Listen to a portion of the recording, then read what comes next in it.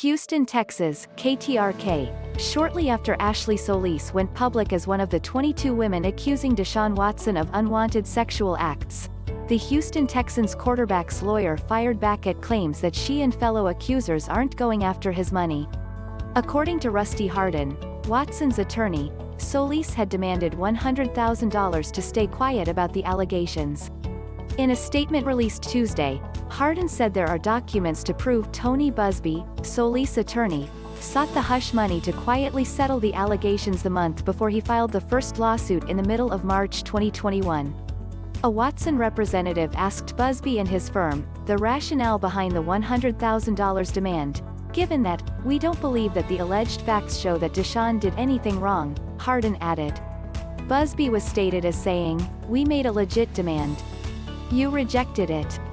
We won't be making another or bid against ourselves." Watson, who faces 22 different civil lawsuits alleging sexual harassment, assault and misconduct, has denied wrongdoing since the first pieces of litigation emerged. Despite the highly graphic nature of the allegations, all happening during massage therapy sessions, Watson gained the support of 18 other professional masseuses who said their experience with the NFL star doesn't align with what the lawsuits state. Late last week, Houston police said a report concerning Watson was filed, marking the first time law enforcement has been tied to an allegation in these cases. So far, HPD hasn't offered anything beyond receiving a report.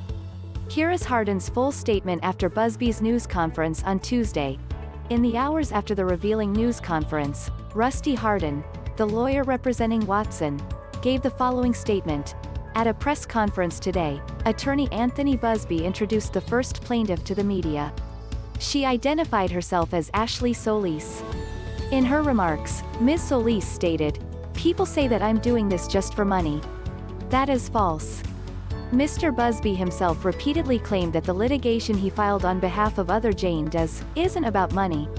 At his initial press conference on March 19 announcing the first wave of lawsuits, Mr. Busby stated, "The case ain't about money. And it certainly ain't about seeking publicity or fame.